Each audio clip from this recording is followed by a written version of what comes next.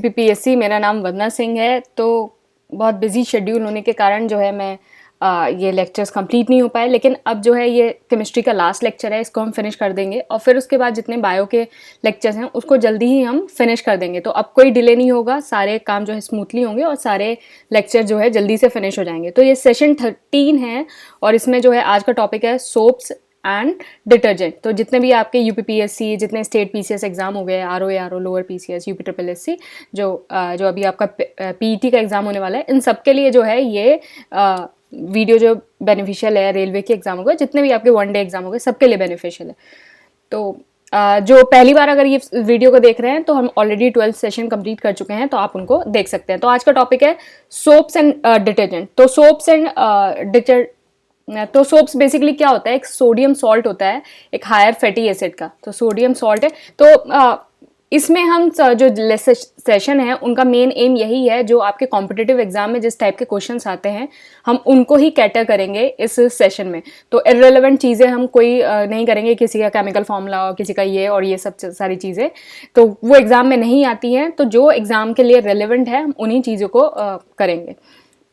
Last में जो है हम इसके कुछ एमसीक्यूज भी करेंगे, तो उससे आपको और ज़्यादा पता चल जाएगा कि किस टाइप के जो है एग्जाम में क्वेश्चंस आते हैं। तो सोडियम जो है एसिड से बनता है। तो पेमेटिक एसिड से कौन सा बनता है, सोडियम पेमेटाइट। एंड सेट्रिक एसिड से सोडियम सेट्राइट एंड ओलिक एसिड से सोडियम ओलिसिएट।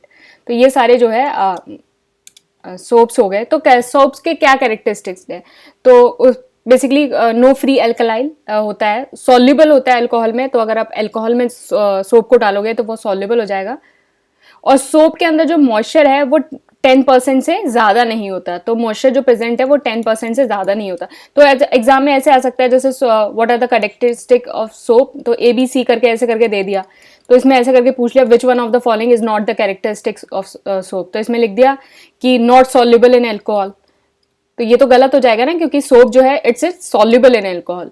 तो no free alkali, soluble in alcohol, जो मॉइस्चर है वो 10% से ज़्यादा नहीं होता है। और जो जब आप यूज़ करते हैं तो वो क्रैक ना हो। तो ये जो है ये सोप के जो है कैरेक्टरिस्टिक होते हैं। नेक्स्ट है आपका डिटर्जेंट। डिटर्जेंट क्या है, बेसिकली जो सोप है वो आपका बनता है sodium salt of higher fatty acid. तो सोप जो बनता है वो बनता है सोडियम सॉल्ट से। डिटर्जेंट क्या है, ये प्रिपेयर्ड होता है हाईली फैटी एसिड, जो आपके जितने भी वेजिटेबल ऑयल होते हैं, जितने भी आपके वेजिटेबल ऑयल होते हैं, जैसे आपका वनस्पति घी हो गया, ये इस टाइप के जो वेजिटेबल ऑयल होते हैं, उनसे जो हाईली फैटी एसिड जो एक्सट्रैक्ट होता है उससे आपका डिटर्जेंट बनता है। ये डिटर्जेंट किस लिए काम आता है, जब आप जो है अगर आप क्लीनिंग कर रहे हैं हार्ड वाटर के साथ, तो अगर हार्ड वाटर के साथ क्लीनिंग करते हैं तो आपका सोप जो है वो काम नहीं करता है। लेकिन जब डिटर्जेंट को जो है जब हार्ड वाटर के साथ क्लीनिंग करते हैं तो ये डिटर्जेंट काम करता है। तो अगर क्वेश्चन ये आ जाए कि which of the following is used for cleaning with the hard water, तो हार्ड वाटर के साथ क्लीनिंग के लिए क्या यूज होता है, डिटर्जेंट। देखो क्वेश्चन ऐसे ही आते हैं एग्जाम में, ऐसे ही आते हैं, मतलब जो बेसिकली इस स्लाइड में लिखा हुआ है क्वेश्चन वैसे ही आते हैं। तो आपको कुछ और एक्स्ट्रा पढ़ने की जरूरत नहीं है, this is more than enough. इसमें कोई भी टॉपिक नहीं छूटा हुआ है, 12 सेशंस में भी कोई भी टॉपिक नहीं छूटा हुआ है। ऑल टॉपिक जो जितने एग्जाम में आते हैं वो सारे कवर्ड हैं। इररिलेवेंट चीजें हमें नहीं पढ़नी है। ना आप 12th का एग्जाम दे रहे हो, ना आप 11th का एग्जाम दे रहे हो, ना 12th का दे रहे हो, ना आप इंजीनियरिंग कर रहे हो, ना आप BSc कर रहे हो। तो बेसिकली ये किस लिए पढ़ाया जा रहा है science, this is for the competitive exam, this is for the competitive exam. तो इसको कॉम्पिटेटिव एग्जाम की तरह ही पढ़ो।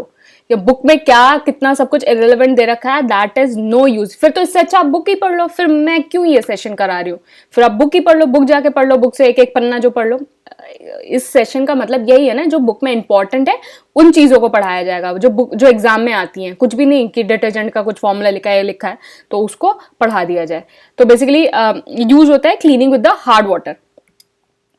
अब टाइप्स ऑफ डिटर्जेंट कौन से हैं, इनके एग्जांपल देख लेते हैं। तो सोडियम एल्कलाइल सल्फेट हो गया, इसका एग्जांपल हो गया सोडियम लॉरेल सल्फेट। तो ये ऐसे नहीं आ सकता, कभी कभी एग्जाम में ऐसे आ सकता है कि which one of the following is detergent. तो एक बार निगाह इसमें फेर लो, ये इस टाइप के क्वेश्चन जो है बहुत कम आते हैं। तो पार्शली एसिडिफाइड कंपाउंड हो गया पेंटा एरिथ्रोटल मोनोस्ट्रेट एंड टेट्रामोनियम सॉल्ट हो गया trimethyl cetrimonium ammonium bromide and displate alkyl sulphonate and sodium P dodecyl benzene sulphonate. तो जितने सेशन में ये पढ़ाया जा रहा है इसके अलावा कुछ और पढ़ने की जरूरत नहीं है, this is more than sufficient. इनको ही पढ़ो, इनको ही बार बार रिवाइज करो, और जो बाकी इसके जो शॉर्ट नोट्स है वो आपको जो है ACPPSC कोर्स के साथ मिलेंगे, ACPPSC कोर्स के साथ जो साइंस के शॉर्ट नोट्स है। बाकी आप मतलब जो कोर्स ले रहा है तो उसके लिए तो ठीक है, अगर आप कोर्स नहीं भी परचेज करो, आप दूसरे किसी और एग्जाम के लिए प्रिपेयर कर रहे हो, तो इसके ना शॉर्ट नोट्स बना लो अपने कॉपी में आसानी से। अब डिफरेंस देखते हैं सोप्स एंड डिटर्जेंट के बीच में क्या डिफरेंस है। देखो, सोप जो है वो अगर आपके पास हार्ड वाटर है तो तब ये सोप जो है वो काम नहीं करेगा, क्योंकि क्या होता है जब सोप जो है हार्ड वाटर के साथ मिक्स होता है तो ये जो है एक आपका जो है एक मतलब सोप जो है, सोप के अंदर जो है आपका कैल्शियम और मैग्नीशियम होता है। तो कैल्शियम और मैग्नीशियम की वजह से एक जो है जब आपका हॉट वाटर के साथ ये सोप मिक्स होता है तो एक ऑयली कंपाउंड फॉर्म करता है। तो ऑयली कंपाउंड जब फॉर्म करेगा तो उससे क्या होगा, आपका लेदर नहीं बनेगा, मतलब वो झाग नहीं बनेंगे। जब झाग नहीं बनेंगे तो आपकी जो है क्लीनिंग नहीं हो पाएगी। तो वही होता है ना, जैसे आप कुछ कुछ सोप्स देखते हो तो कुछ ऐसी सोप्स होती हैं, बाथिंग सोप्स ऐसी होती हैं जिससे लेदर फॉर्म जो है क्रिएट नहीं होता है, तो एक मेंटल सेटिस्फेक्शन नहीं मिलता है और आपका क्लीनिंग भी प्रॉपर नहीं हो पाती है। तो वही चीज है कि तो कैल्शियम और जो मैग्नीशियम आयन है वो डायरेक्टली कंबाइन होते हैं सोप के साथ और वो एक ऑयली कंपाउंड फॉर्म करते हैं जिसकी वजह से झाग नहीं बनता है। तो ये जो है हार्ड वाटर के लिए एप्रोप्रिएट नहीं होता है। लेकिन डिटर्जेंट जो है वो हार्ड वाटर के लिए एप्रोप्रिएट होता है। मतलब हार्ड वाटर में अगर क्लीनिंग के लिए आप डिटर्जेंट का यूज कर सकते हैं, क्योंकि डिटर्जेंट जब डिटर्जेंट मतलब हार्ड वाटर के साथ मिलता है तो ये कोई भी जो कैल्शियम और मैग्नीशियम टाइप जो है आयन नहीं बनाता है, तो कोई भी ऑयली कंपाउंड इससे फॉर्म नहीं होता है। तो डिटर्जेंट जो है हार्ड वाटर के साथ यूज कर सकते हो, सोप नहीं।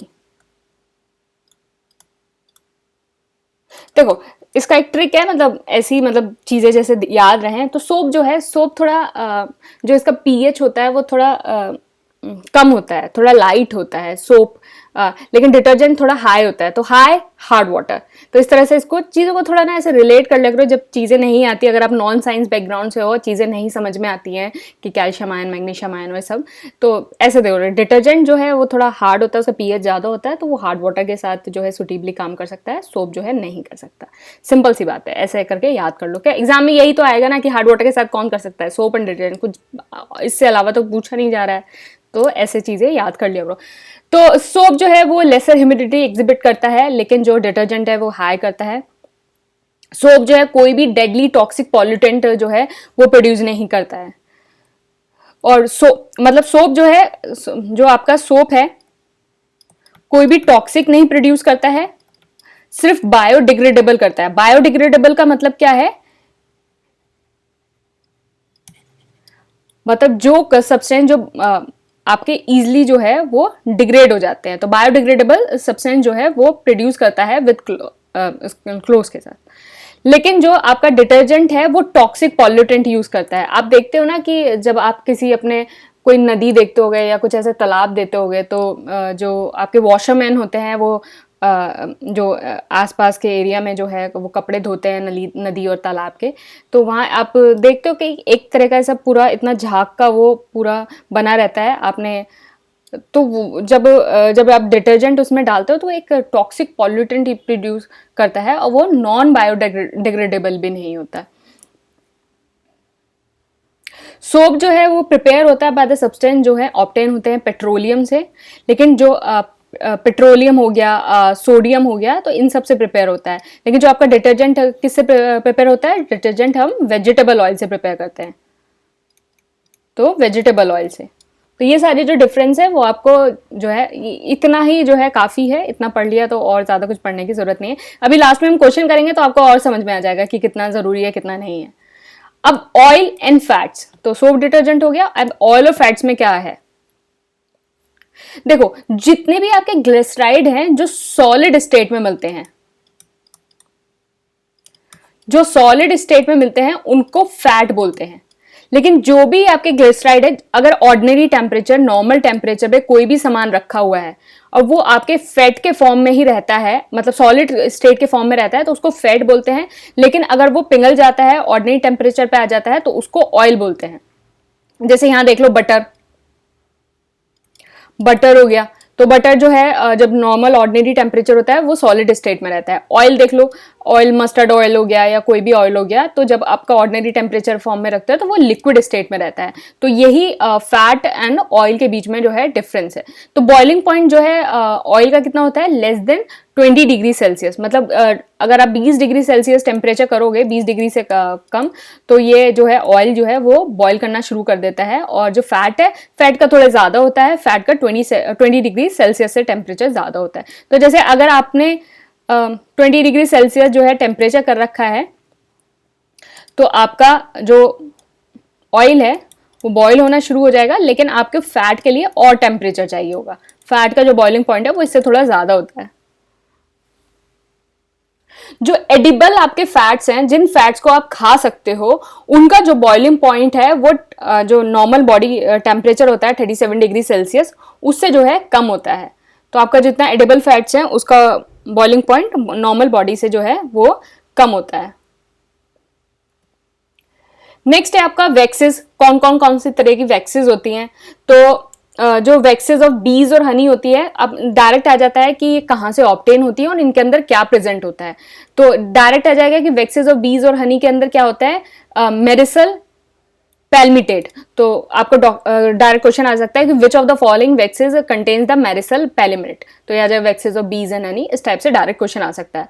कर्नोवा वैक्सेस जो है वो पाम लीफ से निकलती हैं। स्पर्मटी वैक्सेस जो है स्पर्म्स ऑफ वेल से निकलती हैं। पैराफिन वैक्सेस जो है वो मिक्सचर ऑफ हाइड्रोकार्बन जो पेट्रोलियम से निकलता है। तो आपने जितनी भी आपकी पेट्रोलियम जेली देखा होगा, तो पेट्रोलियम जेली है तो आप उसको पीछे पढ़ना, तो उसके पीछे लिखा रहता है कि पैराफिन वैक्स। तो पैराफिन वैक्स जो है वो मिक्सचर ऑफ हाइड्रोकार्बन है और ये पेट्रोलियम से जो है ऑब्टेन होता है। नेक्स्ट हो गया आपका प्लास्टिक। तो प्लास्टिक क्या होता है, जितने भी आपके अनसेचुरेटेड हाइड्रोकार्बन्स होते हैं, जितने जैसे इथाइलिन हो गया, प्रोपाइलिन हो गया, ब्यूटाइलिन हो गया, तो वो एक पॉलिमराइजेशन का प्रोसेस जो है वो क्रिएट करते हैं। पॉलिमराइजेशन मतलब मल्टीपल चेन्स का जो है वो क्रिएट करते हैं सुटेबल कंडीशन में। तो मतलब चेन रिएक्शन होती है आपकी, पॉलिमराइजेशन होता है तो एक पॉलीमर का, तो उससे आपको एक हायर पॉलीमर मिलता है। तो उस हायर पॉलीमर को जो है हम प्लास्टिक कहते हैं। तो इतना कोई ज्यादा मतलब इंपॉर्टेंट नहीं है, बस इसमें क्या इंपॉर्टेंट आप ये ध्यान रखना, जो प्लास्टिक है वो एक अनसेचुरेटेड हाइड्रोकार्बन का पॉलिमराइजेशन है। तो यहाँ याद रखना कि अगर आ जाए कि प्लास्टिक किसका पॉलिमराइजेशन है, तो अनसेचुरेटेड हाइड्रोकार्बन का है। जैसे थाइलिन हो गया, प्रोपाइलिन हो गया, ब्यूटाइलिन हो गया, तो इन सबका पॉलिमराइजेशन होता है, तो आपको एक हायर पॉलीमर मिलता है जिसको हम प्लास्टिक कहते हैं। अब दो तरह की प्लास्टिक मतलब टाइप्स ऑफ प्लास्टिक होती हैं। पहला हो गया आपका नेचुरल प्लास्टिक। तो नेचुरल प्लास्टिक क्या होती है कि जैसे ही आपको इसको गर्म करते हैं तो ये सॉफ्ट हो जाती है और ठंडा करने पे ये हार्ड हो जाती है। मतलब गर्म करने पे सॉफ्ट हो जाती है, ठंडा करने पे हार्ड हो जाती है। आर्टिफिशियल प्लास्टिक जो है वो केमिकल प्रोसेस से बनती है। जैसे पहले आपका हो गया थर्मोप्लास्टिक। तो थर्मोप्लास्टिक क्या है कि हीट करने पे आपका सॉफ्ट हो जाता है और ये जो कैरेक्टरिस्टिक है वो थ्रू आउट इस एग्जिस्टेंस जो है वो मेंटेन करता है। जैसे आपको हीट करोगे इसको सॉफ्ट हो जाएगा, थ्रू आउट में करेगा। और इसका जो ऑब्टेन होता है वह the polymerization of the organic compound. तो थर्मोप्लास्टिक कहाँ से ऑब्टेन होता है, जितने भी आपके ऑर्गेनिक कंपाउंड हो गए, जितने मतलब बेंजीन हो गया, ये इस टाइप के ऑर्गेनिक कंपाउंड हो गए, उसका जब पॉलिमराइजेशन करते हैं तो आपको थर्मोप्लास्टिक मिलता है। तो ये ऑर्गेनिक कंपाउंड याद रखना। जैसे आपका एग्जाम हो गया पॉलीथाइलिन, पीवीसी हो गया, पॉलीविनाइल क्लोराइड, पॉलीस्ट्रीन हो गया, नायलॉन हो गया, टेफ्लॉन हो गया। तो ये जितने सारे आपके हैं ये आपके आर्टिफिशियल प्लास्टिक हैं और ये ऑर्गेनिक कंपाउंड से पॉलिमराइजेशन से बनते हैं। तो ये डायरेक्ट बताए क्वेश्चन ऐसे भी आता है, दो तरीके से क्वेश्चन आता है कि इनमें से कौन सा जो है आपका थर्मोप्लास्टिक है। तो थर्मोप्लास्टिक कौन सा है, ये सारे जो पॉलीथाइलिन, पीवीसी हो गया, पॉलीस्ट्रीन हो गया, नायलॉन हो गया। और इनमें से कौन सा आपका आर्टिफिशियल प्लास्टिक है और नेचुरल प्लास्टिक है। तो इस टाइप के भी डायरेक्ट एग्जाम में क्वेश्चन आते हैं। नेक्स्ट हो गया आपका थर्मोसेटिक। तो थर्मोसेटिक में क्या है कि हीट करने पे सॉफ्ट बन जाता है, लेकिन बिट लेकिन अगर इसको दोबारा हीट करेंगे तब ये सॉफ्ट नहीं बनता है, मतलब एक बार हीट करेंगे सॉफ्ट बन जाएगा, लेकिन दोबारा हीट करेंगे तो सॉफ्ट नहीं बनता है। तो एग्जांपल उसका हो गया ग्लैक्टिल हो गया, वेक्टल हो गया, बेकेलाइट हो गया, तो ये सारे जो है थर्मोसेटिंग के एग्जांपल है। नेक्स्ट है रबर। रबर कैसे है कि जैसे आपने रबर कैसे फॉर्म होता है, जैसे आपने ट्रीज देखे होंगे तो उसमें ऐसे करके कट लगाते हैं, तो कट में से जब मिल्क, आपने देखा होगा मिल्क जो है आपका ऊज आउट होता है, तो उसमें जो वहां से आपका एक लेटेक्स सा फॉर्म होता है, वहां से मिल्क जो है वो रबर जो है मिलता है। तो रबर कैसे मिलता है? It obtain from the milk, जो एक इक्वेटोरियल एवरग्रीन फॉरेस्ट में जो एक ट्री पाया जाता है, और इस मिल्क को जो है लेटेक्स बोलते हैं। इससे जो main area of rubber production है पहले, वो अमेजोन रिवर हो गया, बेसिन हो गया, और जैसे धरोनी रिवर हो गया, इसको वाइल्ड रिवर रबर कहते हैं। तो एक इम्पॉर्टेंट पॉइंट है, इसको लिख लो कहीं। तो जो कमर्शियल सोर्स है, कमर्शियल सोर्स जो है नेचुरल रबर का,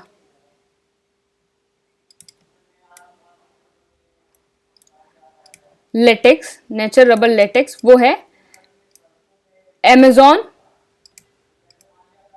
rubber tree, Amazon rubber tree. और अमेजोन रबर ट्री का जो है नेम क्या है? हेविया ब्रेसिलिनियस, हेविया ब्रेसिलिनियस, तो ये इसका नाम है। तो अमेजोन रबर ट्री का नाम ये है। तो एग्जाम में कभी कभी डायरेक्ट ऐसे क्वेश्चन आ सकता है कि कौन सा वाला ट्री, कौन सा ट्री से जो है आपका ये लेटेक्स मिलता है, तो आप ये याद रखिएगा। देखो जो जो इम्पोर्टेंट है वो हम सब डिस्कस करेंगे, कुछ भी नहीं छूटा है और ना कुछ छूटेगा, तो आप चिंता मत करिए, बेफिक्र जो है इन वीडियोस को बार बार देखिए और रिवाइज करिए। नेचुरल रबर, अब रबर भी दो तरह की होती है। नेचुरल रबर ऑब्टेन होती है from the milk of trees, जितने भी आपके मिल्क ऑफ ट्रीज होते हैं लेटेक्स, वहां से ये नेचुरल रबर होती है। तो जितने भी आपकी सारी नेचुरल रबर हैं, जितनी भी नेचुरल रबर हैं वो है पॉलीमर ऑफ द आइसोप्रीन। तो आइसोप्रीन का जो है, जितनी भी सारी नेचुरल रबर है वो पॉलीमर ऑफ द आइसोप्रीन है। आइसोप्रीन का फॉर्मूला होता है C5H8। नेक्स्ट है आपका सिंथेटिक रबर। तो सिंथेटिक रबर जो है वो कैसे फॉर्म होता है? वो केमिकली फॉर्म होता है। तो आप जब आइसोप्रीन को जब सोडियम के साथ हीट कर देते हो एट 60 डिग्री सेल्सियस, तो आपको एक सिंथेटिक रबर मिलता है। तो हो गया पॉलिस्ट्रीन, हो गया ड्यूप्रीन रबर, हो गया न्योप्रीन रबर, हो गया टाइकोल, हो गया पॉलीविनाइल क्लोराइड, हो गया। These are the example of the synthetic rubber. तो अगर आपको एग्जाम में आ जाए which one of the following is not the natural rubber, तो यहाँ इसको ध्यान रखना। नेक्स्ट है आपका फाइबर। फाइबर क्या होता है कि कोई भी ऐसा सॉलिड सब्सटेंस जिसका लॉन्ग चेन स्ट्रक्चर होता है। तो नायलॉन, तो नायलॉन जो है एक पॉलीअमाइड फाइबर है जिसमें अमाइड जो है फंक्शनल ग्रुप प्रेजेंट होता है। तो पॉलीअमाइड फाइबर है। तो अगर आ जाए नायलॉन, नायलॉन क्या था? Polyamide fibre. और नायलॉन हमने कहाँ भी पढ़ा था? इट इज थर्मोप्लास्टिक, थर्मोप्लास्टिक में भी पढ़ा था हमने नायलॉन। तो ये सारी चीजें याद रखिएगा। नेक्स्ट है रेयॉन। रेयॉन एक आर्टिफिशियल फाइबर है। बहुत बार ये क्वेश्चन आता है कि which one of the following is the artificial fibre, तो यहाँ याद रखना rayon. Rayon is a artificial fibre of cellulose and cellulose extracted from the wood paste. तो it is chemically a pure cotton. तो आपने रेयॉन देखा होगा। Rayon एक कॉटन का कपड़ा होता है। कॉटन का कपड़ा थोड़ा टफ सा और रफ सा होता है। तो रेयॉन का जो कपड़ा है वो मतलब जो आपका थोड़ा स्मूथ सा जो कॉटन है उसमें होता है। स्मूथ से कॉटन में जो है रेयॉन का कपड़ा आता है। तो बेसिकली आपके जितने आप अपने लॉन्च वेयर्स देखोगे या फिर जितने आपके नाइट सूट्स जो हैं वो सारे आपके जितने भी आपके लॉन्च गारमेंट्स हो गए या फिर नाइट सूट्स हो गए, वो सारे आपके जो है रेयॉन वाले कपड़े में आते हैं। नेक्स्ट हो गया पॉलिस्टर। पॉलिस्टर जो है फॉर्म होता है 2 हाइड्रोक्सिल OH ग्रुप जब वो रिएक्ट करते हैं 2 कार्बोक्सिलिक के साथ, तो एक ईस्टर फॉर्म होता है। तो जो इनके 2 ईस्टर ग्रुप होते हैं उसको पॉलिस्टर कहते हैं। तो ये नहीं आएगा कि OH किसके साथ रिएक्ट होता है, ये नहीं आएगा। बेसिकली ये ध्यान रखना कि जो पॉलिस्टर है उसका काम, जितने भी हॉस पाइप्स होते हैं, ये आप हॉस पाइप्स देख रहे हो, ये फायर एक्सटिंग्विशर का इसमें यूज होते हैं। तो it is making house pipes of the fire extinguisher. Next है एक्सप्लोजिव। एक्सप्लोजिव बेसिकली आपके जैसे डिफरेंट टाइप्स ऑफ एक्सप्लोजिव पढ़ेंगे हम, और कैसे कैसे फॉर्म होते हैं इस टाइप से पढ़ेंगे। तो RDX है, इसकी फुल फॉर्म भी आ सकती है आपको एग्जाम में। तो RDX जो है basically research and development explosive है।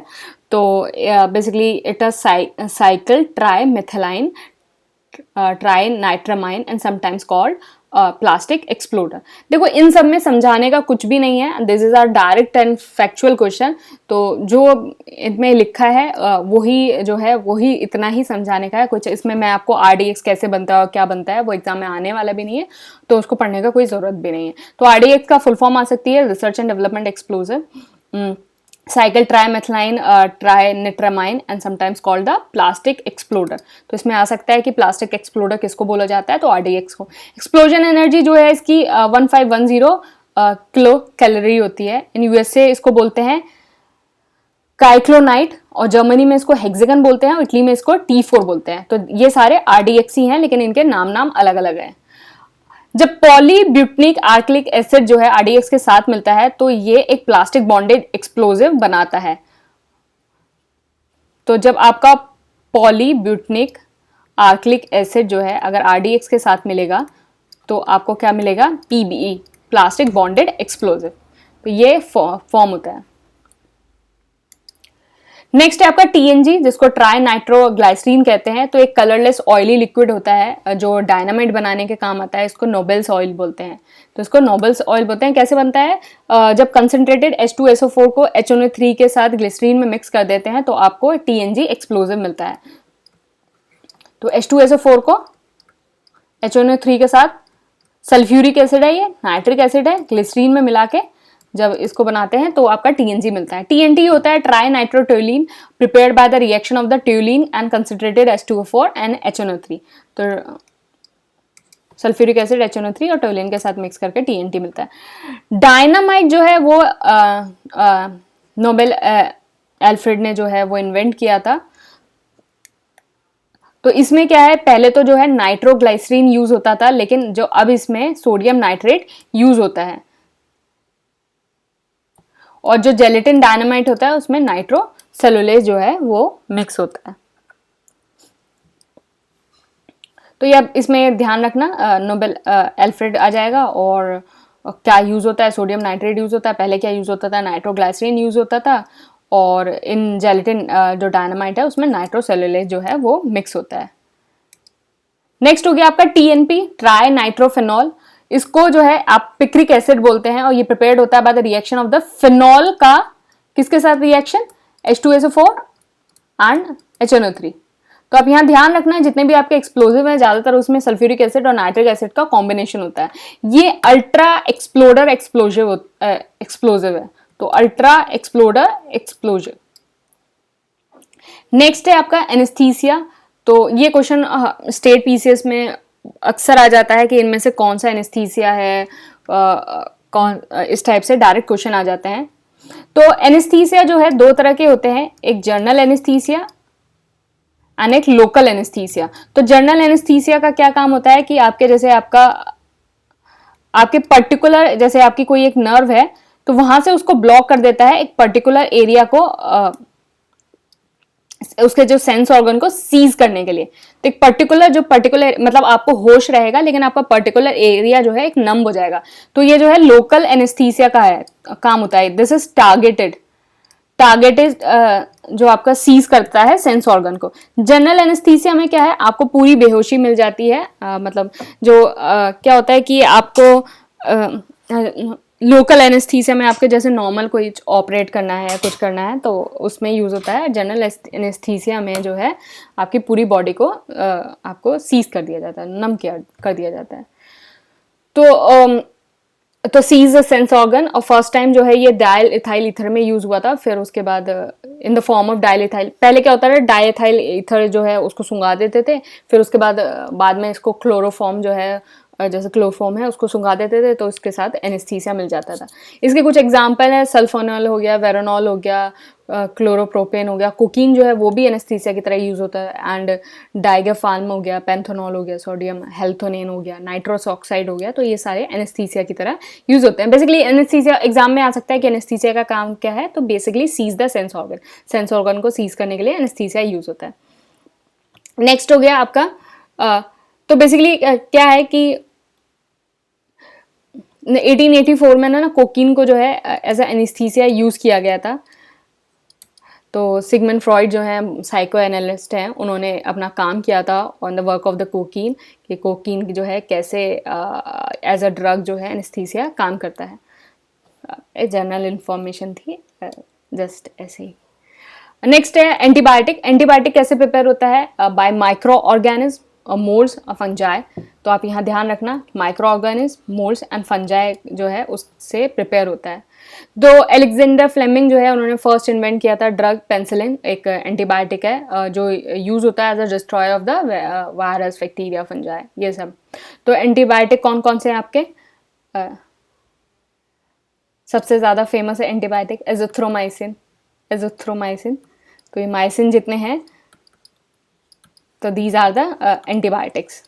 तो एजिथ्रोमाइसिन जो है कोविड में तो सबको ही मिला होगा कि एक पत्ता में एजिथ्रोमाइसिन का पकड़ा दिया, एक डोलो 650 पकड़ा दिया, कि जिसको भी है थोड़ा बहुत लग रहा है खा लो।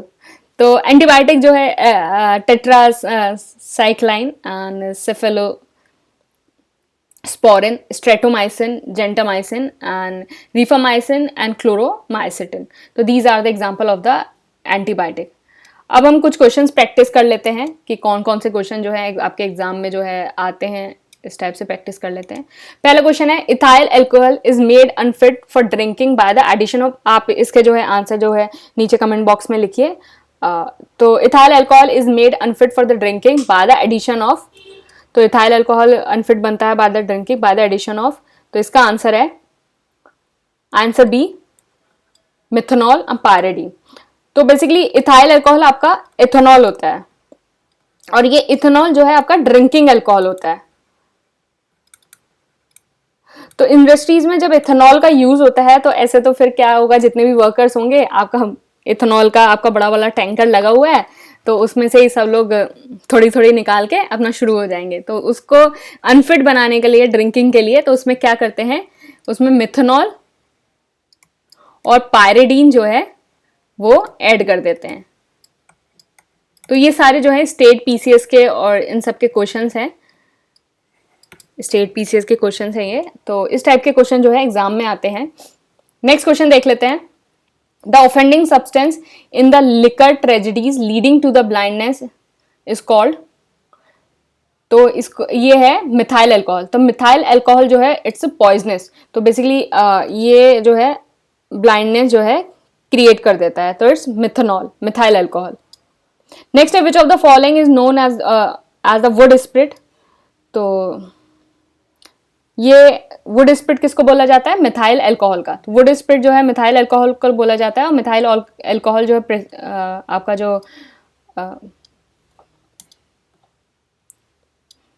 मिथाइल अल्कोहल आपका प्रिपेयर होता है basically destructive distillation of the would say. तो आपका destructive distillation of the would say जो है मिथाइल अल्कोहल प्रिपेयर होता है।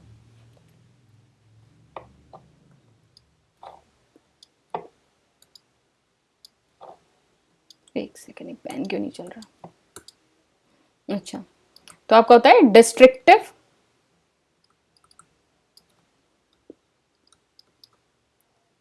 Distillation of would. तो इससे पहले वाले आप वीडियो देखना, उसमें हमने डिस्टिलेशन पढ़ा था, तो वहां ये सारी चीजें आपको समझ में आएंगी। नेक्स्ट है fermentation of the sugar leads to, तो fermentation of the sugar leads to ethyl alcohol. तो fermentation of the sugar leads to ethyl alcohol. तो इथाइल अल्कोहल जो बेसिकली किससे बनता है, ग्लूकोज एंड फ्रक्टोज, ग्लूकोज और फ्रक्टोज से ये बनता है। नेक्स्ट क्वेश्चन हो गया, to whom molasses are excellent raw material for production. तो इसका आंसर हो गया एक्सीलेंट जो मतलब मोलेसिस जो है किसके प्रोटेक्शन के लिए एक एक्सीलेंट रॉ मटेरियल है, किस चीज से जो है मोलेसिस से जो है किस चीज का प्रोटेक्शन होता है। तो इसका आंसर है आंसर सी, अल्कोहल। तो जो रम है, रम के अंदर जो रॉ मटेरियल यूज होता है वो मोलेसिस यूज होता है। कम से कम 45 to 55% जो है इसका आपका अल्कोहल कंटेंट होता है। तो इसमें जो रम है उसके अंदर जो है आपका रॉ मटेरियल मोलेसिस जो है वो यूज होता है।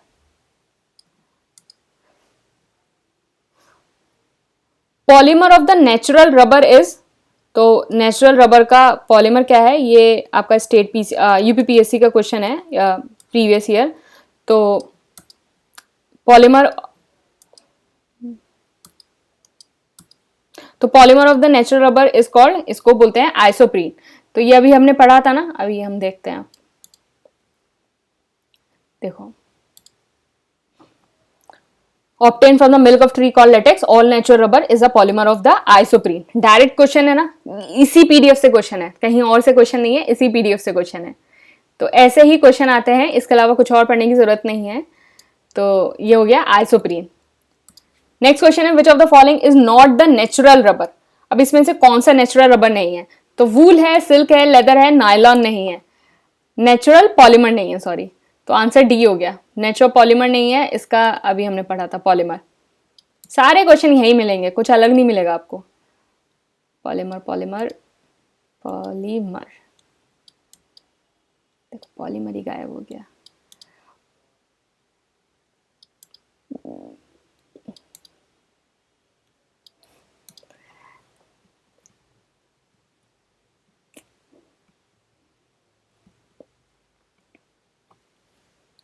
नायलॉन नायलॉन नायलॉन नायलॉन कहाँ पढ़ा था, अब पढ़ने जा रहे तो नहीं मिलेगा। देखो यहाँ इसमें से नेचुरल कौन सा नहीं है, तो आर्टिफिशियल में पढ़ा था, ये नायलॉन है। एंड यहाँ भी देखो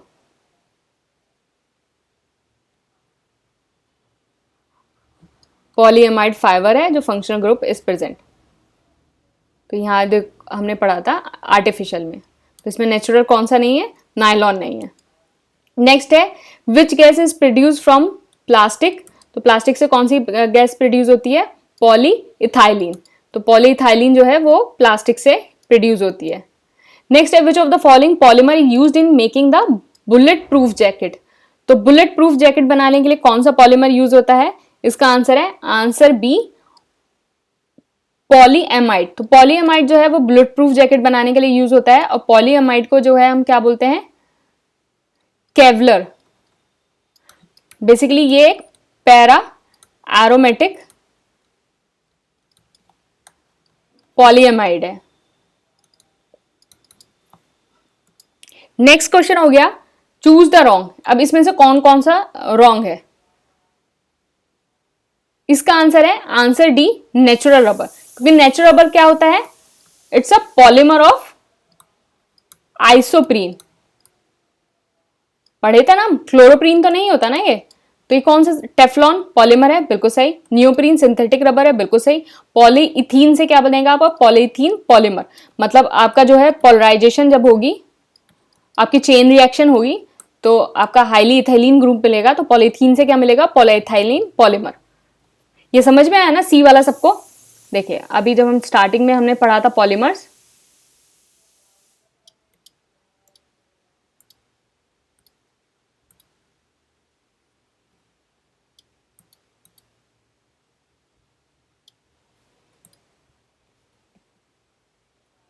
देखिए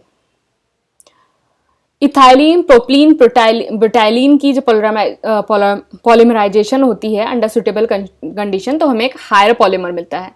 तो हायर पॉलीमर मिलता है, तो यही है कि जब पॉलीइथीन होगा उसका हायर पॉलीमर होगा पॉलीइथाइलिन पॉलीमर। और नेचुरल रबर क्या होता है, polymer of the isoprene. Next question हो गया, व्हाट इज टेफ्लॉन। तो टेफ्लॉन जो है बेसिकली आपका फ्लोरोकार्बन होता है।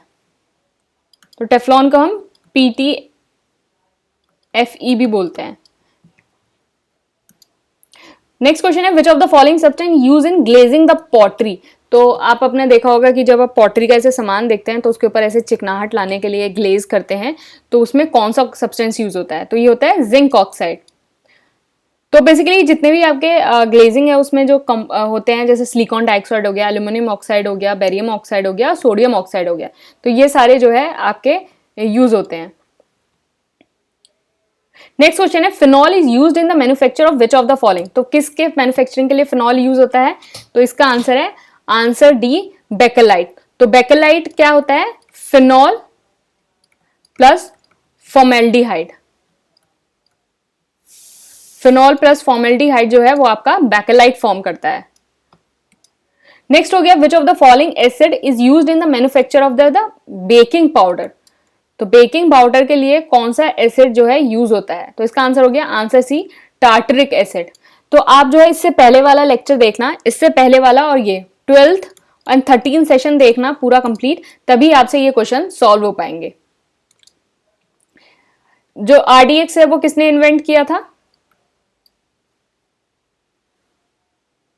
आरडीएक्स किसने इन्वेंट किया था, इसका आंसर है आंसर डी हेनिंग। हेनिंग ने जो है आरडीएक्स इन्वेंट किया था। नेक्स्ट क्वेश्चन है which of the following gas is the cause of the occurrence of the most of the explosion in the mines.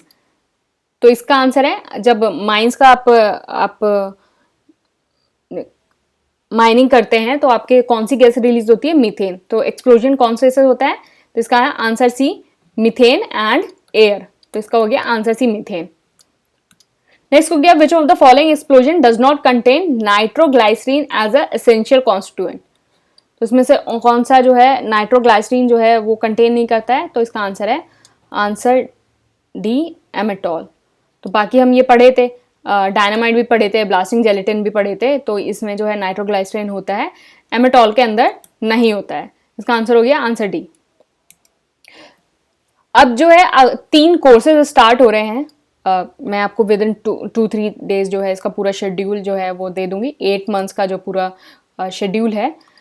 तो बेसिकली ये मेंस 2023 डेली आंसर राइटिंग है, prelims course है और एक integrated course है prelims और mains का। तो ये व्हाट्सएप नंबर है, इस पे आप कांटेक्ट कर सकते हैं। इंग्लिश मीडियम में होगा, ये जल्दी ही हम 1-2 दिन में इसको स्टार्ट कर देंगे, तो आप इसको ज्वाइन कर सकते हैं। आपकी डिटेल सारी टेलीग्राम चैनल पे मिल जाएगी इस पे, और यूट्यूब पे भी आपको वीडियो मिल जाएगा। बाकी जो अभी आपका मेंस 2022 हुआ था उससे आपके 4 एसेज डायरेक्ट आउट ऑफ 9 जो है वो प्रिडिक्ट हुए। GS1 में डायरेक्ट 7 क्वेश्चन जो है प्रिडिक्ट हुए। टेलीग्राम चैनल पे आप आराम से देख सकते हैं, सारे क्वेश्चंस आपको शेयर किए गए हैं। GS2 में डायरेक्ट 11 क्वेश्चंस आपके एकदम डायरेक्ट प्रिडिक्ट हुए। तो बाकी सबका आप 3 या 4 का आप जो है टेलीग्राम चैनल पे देख सकते हैं पूरा प्रिडिक्शन। बाकी जो है आप टेलीग्राम चैनल जो है ACPPSC ज्वाइन कर सकते हैं for free daily quiz and जितने सारे आपके एडिटोरियल्स हैं वो हम रोज शेयर करते हैं। उसके लिए आप डायरेक्ट जो है चैनल को आप फॉलो कर सकते हैं टेलीग्राम चैनल, और यूट्यूब पे तो आप ये सारे वीडियोस देखते ही हैं। Thank you and all the best.